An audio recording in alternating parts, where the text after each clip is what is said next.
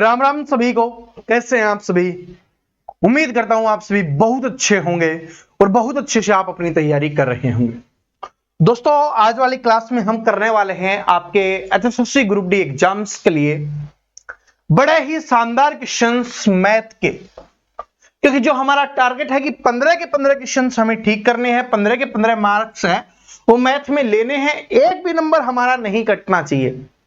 तो आज वाली क्लास में बड़े ही शानदार क्वेश्चंस मैं आपको करवाने वाला हूं, यूनिक तरीके के क्वेश्चंस करवाने वाला हूं जो आपके एचएसएससी के एग्जाम्स में पूछे जाते हैं। सारे के सारे प्रीवियस ईयर क्वेश्चंस है, लेकिन ये यूनिक क्वेश्चंस हैं जो एचएसएससी आपसे पूछती है। बस इसका इस्तेमाल करना है, बाकी आप आराम से निकाल ही लोगे, क्योंकि सारी चीजें मैंने समझाई हुई हैं। जो स्टूडेंट पहले से पढ़ रहे हैं उनको सब कुछ पता है, जो नए स्टूडेंट है उनको भी समझ में आ जाएगा क्लास में, ऐसा नहीं कि उनको नहीं समझ में आएगा, उनको भी समझ में आ जाएगा।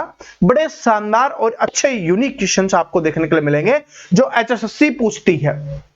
और ये समझ लो कि रियल पेपर जैसा पेपर है, कि क्योंकि जिस प्रकार के क्वेश्चंस प्रीवियस ईयर क्वेश्चंस का मतलब ही यही होता है कि जो पेपर में आए हुए क्वेश्चंस है उनको हम यहां पर करने वाले हैं।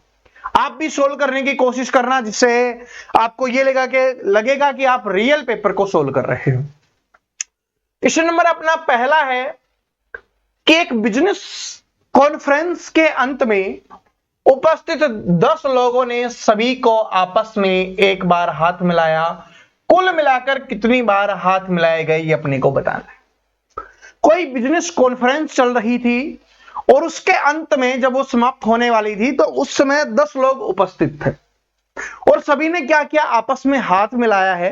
क्योंकि जाने से पहले हाथ मिलाते हैं ना, ओके भाई कैसे हो, ठीक है, अच्छा रहा, ओके, इस प्रकार से। तो हमसे पूछा है कुल कितनी बार हाथ मिलाए गए। इसका फॉर्मूला क्या होता है, n इंटू n-1/2, ये वाला फॉर्मूला होता है। n इंटू n-1/2 ये फॉर्मूला होता है। बेसिक मैंने आपको बताया कि जितने लोग दिए हुए हैं वो आपको लिखना है, गुना में 1 माइनस करके लिखना है और बटे में आपको 2 लिखना है। ठीक है, याद करने की ट्रिक कैसे बताई थी कि भाई आदमी है ना वो स्वयं से हाथ नहीं मिलाएगा, तो इसलिए 1 कम अपने को लिखना है, दूसरा बटे में 2, क्योंकि जब एक हाथ मिलाते हैं तो एक साथ 2 हाथ मिल रहे होते हैं, इस प्रकार से। तो क्या हो जाएगा, 10 गुना 9 कितना हुआ, 90, 90 बटे 2 कितना हो जाएगा, 45। तो कितनी बार हाथ मिलाए गए भाई, 45 बार हाथ मिलाए गए हैं। Option number B correct answer हो जाएगा। यहां पर देखिए n का मतलब होता है जितनी संख्याएं दी गई है 10, तो 10 -1 करोगे तो 10 में से 1 गया, कितना आया, 9 आया, गुना में 9 और बटे में 2 है, क्या आया, 90 बटे 2, यानी कि कितना होगा आपका 45 हो जाएगा। बात समझ में आ गई। ये वाला क्वेश्चन है जो एचएसएससी पूछती है, तो अब आराम से कर लेना। इसका फॉर्मूला है n इंटू n-1/2 हो जाएगा। क्वेश्चन नंबर दूसरे के ऊपर चलता है। क्वेश्चन नंबर दूसरा देखिए क्या है, यह भी एचएसएससी के द्वारा पूछा गया क्वेश्चन है, हार्ड नहीं है। हार्ड नहीं है, अगर थोड़ा सा इस भेजे का इस्तेमाल करोगे तो बिल्कुल भी आपको हार्ड नहीं लगने वाला है। देखिए क्या है कि अविनाश ने बस स्टॉप के लिए सामान्य से 15 मिनट पहले घर छोड़ा। अविनाश ने बस स्टॉप के लिए, क्योंकि अविनाश है वो बस स्टॉप जा रहा है, तो सामान्य से 15 मिनट पहले घर छोड़ा, क्योंकि जो डेली छोड़ता है ना, यानी कि घर से जब चलता है उससे आज 15 मिनट पहले चला है। ओके, उसे वहां पहुंचने में 10 मिनट लगे, तो उसको वहां पर पहुंचने में, यानी कि घर से बस स्टैंड के ऊपर पहुंचने में कितना समय लगा, 10 मिनट का समय लगा। वह 8:40 AM को बस स्टॉप पर पहुंचा, 8:40 AM पे बस स्टॉप को पहुंचा। वह सामान्यतः बस स्टॉप के लिए कितने बजे घर छोड़ता है ये अपने को बताना है। बस स्टॉप के पे कितने बजे पहुंचा, 8:40 AM पे पहुंचा। सिर्फ हमें यही समय दिया गया है, इसके अलावा कोई समय हमें नहीं दिया गया। तो 8:40 पर वो बस स्टॉप पर पहुंचा। बस स्टॉप पर पहुंचने में उसको समय कितना लगता है, 10 मिनट का। इसका मतलब क्या हुआ भाई, इसका मतलब हुआ वो 10 मिनट पहले घर से चला होगा। तो घर से कितने बजे चला, घर से चला भाई 8:30 AM पे, क्योंकि जब 8:40 पे बस स्टॉप पे पहुंच रहा है, 10 मिनट उसको समय लगता है, तो इसमें से 10 मिनट माइनस कर देंगे, तो 8:30 AM पे क्या चला, वो घर से चला। लेकिन हमसे ये नहीं पूछा घर से कब चला, हमसे पूछा है कि वह सामान्यतः यानी कि डेली बस स्टॉप के लिए कितने बजे घर छोड़ता है। आज क्या किया था उसने कि सामान्य से 15 मिनट पहले घर छोड़ा था, यानी कि उसने घर कितने बजे छोड़ा था, 8:30 पे, 8:30 AM पे। लेकिन जब डेली छोड़ता है उससे 15 मिनट पहले, तो बाकी दिन 15 मिनट बाद जाता था, तो इसमें 15 मिनट और जोड़ देंगे, तो इसका मतलब डेली वो 8:45 AM पे क्या करता था, घर छोड़ता था। तो 8:45 AM क्या हो जाएगा, आपका आंसर हो जाएगा। क्वेश्चन इंपॉर्टेंट है, HSSC पूछा गया क्वेश्चन है, तो दोबारा से देख लीजिए, कोई डाउट नहीं होना चाहिए। यहां पर देखो लिखा हुआ है कि जो जब वो डेली घर छोड़ता है, आज उससे 15 मिनट पहले घर छोड़ा, यानी डेली जिस टाइम पे जाता था आज उससे 15 मिनट पहले गया है, ठीक है। और उसको बस स्टॉप पे पहुंचने में 10 मिनट का समय लगता है। फिर वो 8:40 पे बस स्टॉप पे पहुंचा है, 8:40 पे बस स्टॉप पे पहुंचा, इसका मतलब उसने घर कब छोड़ा, 8:30 पे। और 8:30 पे जो आज छोड़ा है वो 15 मिनट पहले है, तो इसका मतलब डेली 15 मिनट बाद छोड़ता था। तो 8:30 में 15 मिनट जोड़ेंगे तो कितना हो जाएगा, 8:45 हो जाएगा। तो सामान्यतः वो कितने बजे घर छोड़ता है, 8:45। अगर आज का पूछेगा कि आज उसने घर कब छोड़ा, तो हो जाएगा 8:30। बस स्टॉप पर पहुंचने में कितना समय लगता है, 10 मिनट का। ओके जी, तो ये अपने को ध्यान रख लेना है आराम से, जो भी पूछे। आगे बढ़ते हैं, अगले क्वेश्चंस के ऊपर चलते हैं। अगला क्वेश्चन देखिए क्या है। आप इस क्वेश्चन को सिंप्लीफिकेशन का बोल सकते हो, आप इसको स्क्वायर रूट का बोल सकते हो, क्योंकि यहां पर स्क्वायर रूट भी लगा हुआ है। इसको अपने को सरल करके बताना है, तो जैसे ही इतना बड़ा क्वेश्चन आ जाता है तो स्टूडेंट सोचता है सर जी इसको सरल करने में तो समय लग जाएगा, है ना, बहुत ज्यादा समय लगेगा और कुछ गलत भी हो सकता है। बिल्कुल सिंपल क्वेश्चन है, HSSC का प्रीवियस ईयर क्वेश्चन है, लेकिन बहुत सारे स्टूडेंट इसको बड़ा देख के घबरा जाते हैं। सबसे सिंपल देखिए कि ऊपर भी दशमलव लगे हुए हैं, नीचे भी दशमलव लगे हुए हैं और गुना में है। तो सबसे पहले दशमलव देखिए, यहां पर 3, यहां पर 3, यहां पर 3 और यहां पर 2। तो टोटल दशमलव के बाद कितने अंक आ रहे हैं, 3, 3, 6, 3, 9 और 11। कितने अंक आ रहे हैं भाई, दशमलव के बाद 11। तो उनको हटाने के लिए हमें नीचे क्या करना पड़ेगा, 11 जीरो लगानी पड़ेगी। लगानी नहीं है, बस समझा रहा हूं, समझ लो। तो उनको हटाने के लिए क्या करना होगा, हमें 11 जीरो नीचे लगानी होगी, तो वो दशमलव क्या हो जाएंगे, हट जाएंगे। अब नीचे देखिए, नीचे कितना है, 3, 4 और 4, 4, 4, 8 और 3, 11। यहां पर भी दशमलव के बाद 11 है, अंक है, तो इसको हटाने के लिए ऊपर 11 जीरो लगानी पड़ेंगी। तो नीचे भी 11 जीरो है, ऊपर भी 11 जीरो, दोनों आपस में कट जाएंगी, तो लगाने की आवश्यकता नहीं है, यानी कि अपने दशमलव अपने आप हट गए। जब दशमलव अपने आप हट गए तो अब कौन सी चीजें बची, वो देखिए। ऊपर क्या बच गया, 9 गुना में 36, गुना में कितना है 16, और गुना में कितना है 8। बटे में कितना बच गया नीचे, 2 गुना में 8 और गुना में 2। ये बच गया क्योंकि दशमलव हमारे सारे हट चुके हैं। अब काट दीजिए, जो भी कटता है, 8 दूनी 16 से 16 कट गया, 2 से काटा 4 पे, तो ये कट गया। कितना बच गया भाई, अब हमारा अंदर बच गया, रूट के अंदर 9 गुना 36 गुना 4। अब भी इसके दो तरीके हैं, एक तो आप इन सभी को गुना कर लो, जो आएगा उसका स्क्वायर रूट लिख देना, ठीक है। अगर आपको गुना करने का समय बचाना है तो आप डायरेक्ट लिखिए कि भाई 9 का कितना होता है, 9 का होता है स्क्वायर रूट 3, 36 का कितना होगा 6, 4 का कितना होगा 2, 6 दूनी 12 और 12 ये क्या हो जाएगा 36। तो इसका मतलब इसका आंसर क्या हो जाएगा, 36 हो जाएगा। Option number 1 correct answer. अलग अलग हमने लिख लिया, गुना में था तो गुना में हो गया। 9 का कितना हुआ 3, 36 का कितना हुआ 6, 4 का कितना हुआ 2। अब इनको गुना कर लिया तो 6 3 18, 18 दूनी 36। तो इस प्रकार से अपना आंसर निकल जाए। इंपॉर्टेंट क्वेश्चन है, ऐसा क्वेश्चन आपके एग्जाम्स में पक्का आने वाला है, तो आपको इस हिसाब से आपको देख लेना है, ठीक है। बहुत बड़ा दिख रहा है, इसका मतलब वो सबसे आसान है। देखो जिस क्वेश्चंस में लैंग्वेज नहीं होती है ना, ये लैंग्वेज किसको बोलते हैं, इस प्रकार की जो भाषाएं लिखी होती है, ये लिखा हुआ है, अगर ऐसा नहीं है, ऐसा क्वेश्चन आपको दिखे तो समझ लेना वो उतना ही आसान होगा। ओके, अगले क्वेश्चन के ऊपर चलते हैं। एलसीएम वाला आपको बताना है। बहुत बार मैं समझा चुका हूं, बहुत बार करवा चुका हूं, और HSSC है इसको बार बार एग्जाम्स में पूछती है, तो आप सभी को करना है। देखिए क्या है कि 2/3, 4/9, 5/6, इसका आपको क्या निकालना है, एलसीएम निकालना है। तो मैंने आप सभी को क्या समझाया हुआ है कि जब भी भिन्न के रूप में हो और आपको एलसीएम निकालने के लिए बोले, एचसीएफ निकालने के लिए बोले, ऊपर वाली संख्याओं का तो वो निकालेंगे, नीचे वाली संख्याओं का उसका विपरीत निकालेंगे। तो दो ही तो होते हैं, एक अपना एलसीएम, एक एचसीएफ। एलसीएम निकालने के लिए बोलेगा तो नीचे वाले का क्या निकालेंगे, एचसीएफ। एचसीएफ निकालने के लिए बोलता तो नीचे वाले का क्या निकालते हैं, एलसीएम निकालते हैं। अब कीजिए 2, 4, 5, 2, 4, 5 का एलसीएम कितना हो जाएगा, तो 2, 4, 5 का एलसीएम हो जाएगा 20, ये सभी को पता है। 3, 9 और 6 का एचसीएफ कितना हो जाएगा, ये हो जाएगा 3, तो इसका आंसर क्या हो जाएगा, 20/3। जल्दबाजी मत करना, देखना ऊपर 20 होना चाहिए, नीचे 3 होना चाहिए, तो ये अपना आंसर होगा। 20 कैसे आया, एलसीएम निकालना सभी को पता है, एचसीएफ सभी को पता है।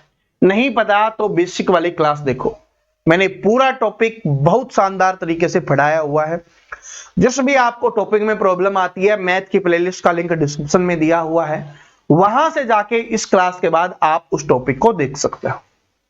क्योंकि हमारा टारगेट क्या है कि आपको मैथ में 15 में से 15 स्कोर करवाना है, उसमें कोई भी कमी नहीं रहनी चाहिए। मैं ये वादा करता हूं कि 15 के 15 क्वेश्चंस अपनी ही क्लास से आएंगे, ऐसा कोई भी नहीं होगा कि जो बाहर से आए, और अगर कोई बाहर से आएगा तो फिर वो बाकी स्टूडेंट को भी नहीं आएगा, क्योंकि HSSC है ना, कभी कभी अटपटी चीजें कर देती है, तो अगर वो अटपटी चीजें करेगी तो वो बाकी स्टूडेंट भी नहीं कर पाएंगे, आप अगर नहीं कर पाए।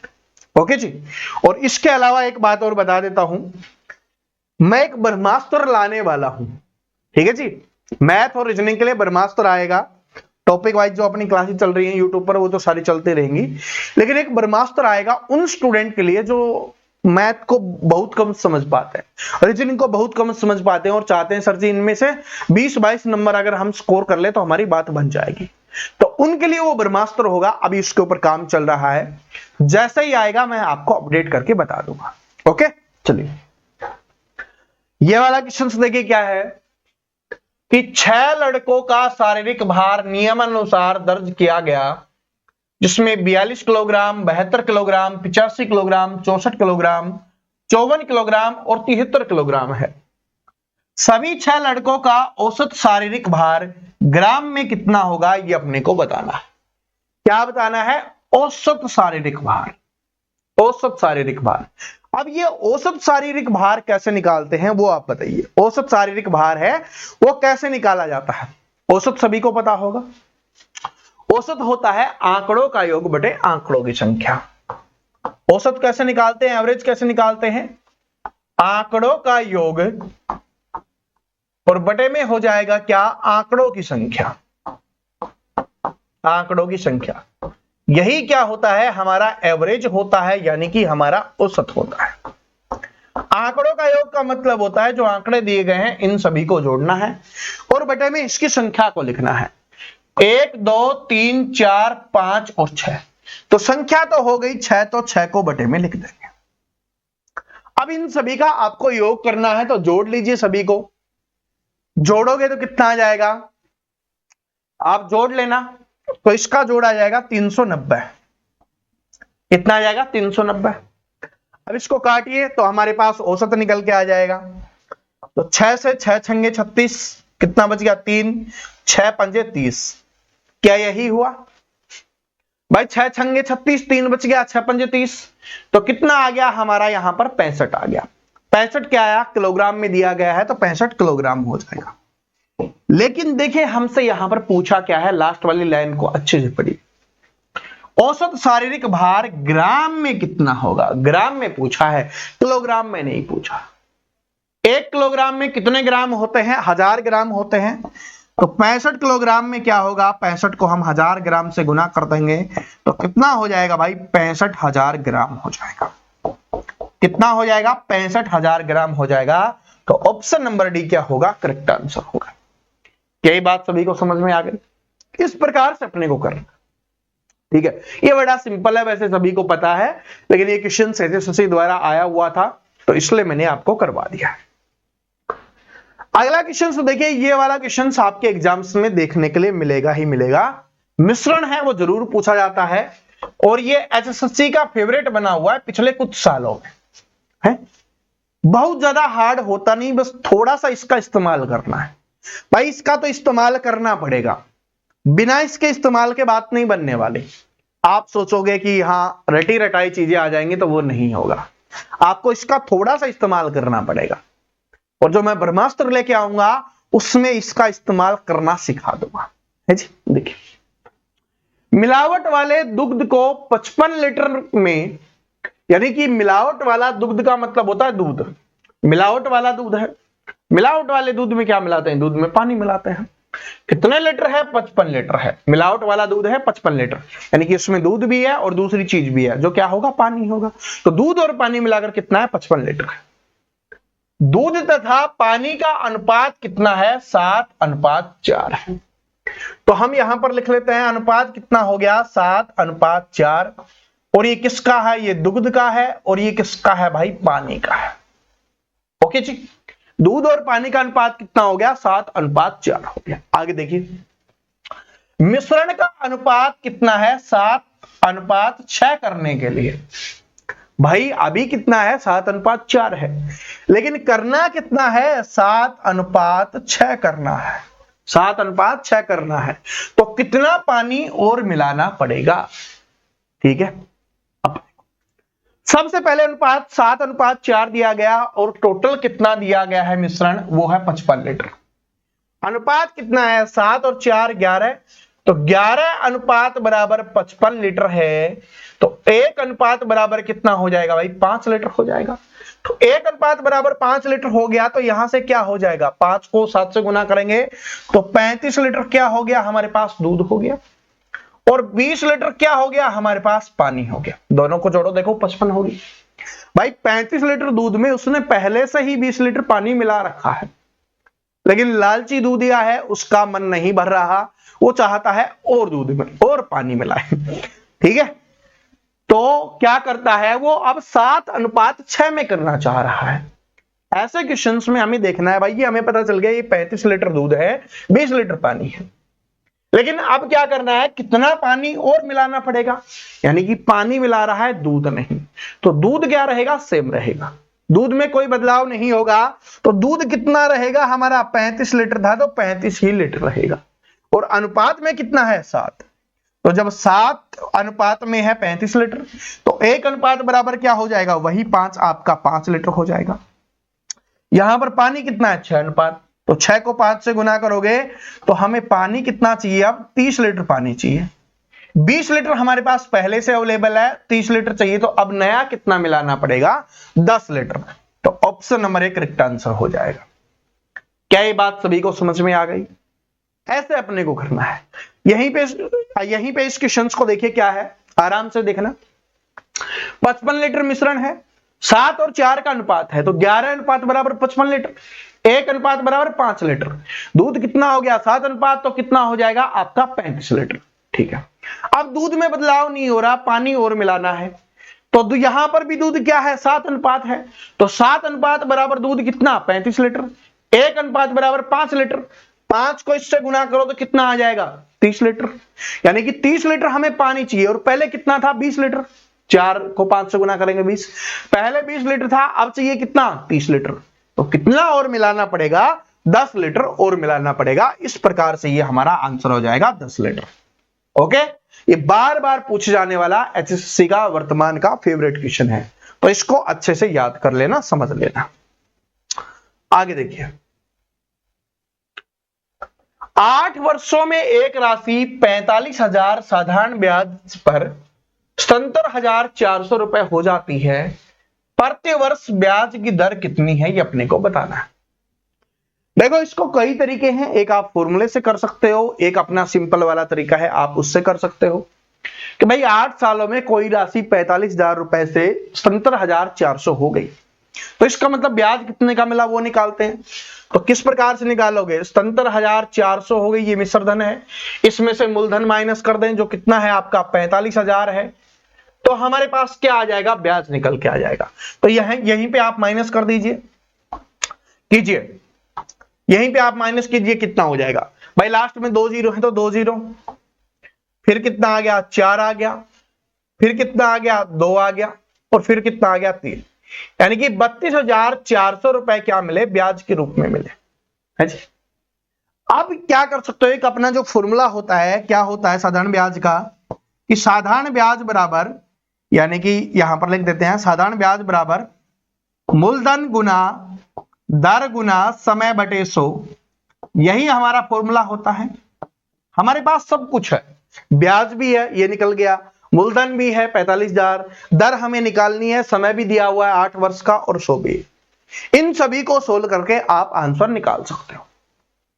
दूसरा तरीका क्या था जो मैंने आपको समझाया था, बेसिक तरीका, कि भाई ये हमें ब्याज के रूप में मिल रहा है, कितने सालों में? 8 सालों में। तो 1 साल का निकालेंगे तो इसको 8 से डिवाइड करेंगे, तो 8 से डिवाइड कीजिए, 8 से डिवाइड करोगे तो 8 चौके 32, 0, 8 पंजे 40, 8 पंजे 40 और 0, यानी कि 1 साल में कितने रुपए मिलेंगे? 4,050 रुपए। अब ये इसका कितना प्रतिशत है? तो 4,050 रुपए 45,000 का कितना प्रतिशत हो जाएगा? 9% हो जाएगा। तो इसका आंसर क्या हो जाएगा? 9 हो जाएगा। या इसमें भी आप करना चाहो तो इसमें भी आप कर सकते हो, जो भी आपका मन करे आप आराम से कर सकते हो, ठीक है।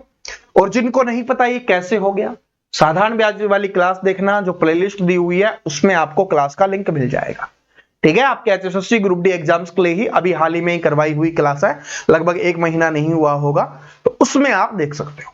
ओके, बिल्कुल जितने भी टाइप के क्वेश्चंस आते हैं सारे के सारे करवा रखे हैं। आगे देखिए अगला क्वेश्चन क्या है, ट्रेन का है। और ट्रेन के बिना एचएसएससी आजकल कंप्लीट नहीं करती आपका पेपर, हर दूसरी शिफ्ट में यहां से क्वेश्चन आता है। देखिए क्या है कि एक ट्रेन 132 किलोमीटर प्रति घंटा की गति से चल रही है। यदि ट्रेन की लंबाई 110 मीटर हो तो उसे 165 मीटर लंबे एक प्लेटफॉर्म को पार करने में कितना समय लगेगा, ये अपने को बताना है। तो मैंने आपको समझाया था, जब कोई ट्रेन है, कोई दूसरी ट्रेन को पार कर रही होती है, कोई प्लेटफॉर्म को पार कर रही होती है, कोई पुल को पार कर रही होती है, कोई भी ऐसी चीज को पार कर रही होती है जिसकी कोई डिस्टेंस होती है, कोई लंबाई होती है, तो वो स्वयं की लंबाई के साथ साथ उसकी लंबाई को भी पार कर रही होती है। तो उसकी स्वयं की लंबाई कितनी है भाई? वो दी गई है हमें 110 मीटर दी गई है। रेलवे प्लेटफॉर्म की लंबाई कितनी दी गई है हमें? 165 मीटर दी गई है। तो टोटल वो 275 मीटर को क्या कर रही होगी? पार कर रही होगी। क्या बात समझ में आ गई? उसको टोटल किसको पार करना है? 275 मीटर को। लेकिन हमें बताना है समय कितना लगेगा। समय का फॉर्मूला क्या होता है? समय निकालने का फॉर्मूला क्या होता है? दूरी बटे चाल। यही आपका फॉर्मूला होता है, दूरी बटे चाल। दूरी कितनी अपनी? 275 मीटर है, और चाल कितनी अपनी? 132। लेकिन देखो ये किलोमीटर प्रति घंटा में है और ये हमारी मीटर में है, तो चाल को भी हमें मीटर पर सेकंड में बनाना होगा। तो जब बड़ी से छोटी बनाते हैं तो मैंने आपको क्या बताया था, इसको 5/18 से गुना कर दीजिए तो 5 इधर आ जाएगा, 18 ऊपर चला जाएगा। समझ में आ गया? 5/18 से। अब 5/18 से क्यों किया वो आप ट्रेन वाली क्लास में देख सकते हो, आपको पता होगा, ठीक है। मीटर पर याद कर लो, जब भी आप किलोमीटर प्रति घंटे को मीटर पर सेकंड में बदलोगे तो 5/18 से गुना करोगे। जब भी आप मीटर पर सेकंड को किलोमीटर प्रति घंटा में बदलोगे तो आप 18/5 से गुना करोगे। अब यहां पर गुना कीजिए, अब आपको काट लीजिए, आपका आंसर निकल के आ जाएगा। जैसे 5 से काटेंगे, 5 पंजे 25, 5 पंजे 25। उसके बाद इसको काटेंगे तो 11 से काटेंगे, 11 कम 11, 11 दूनी 22, 11 पंजे 55।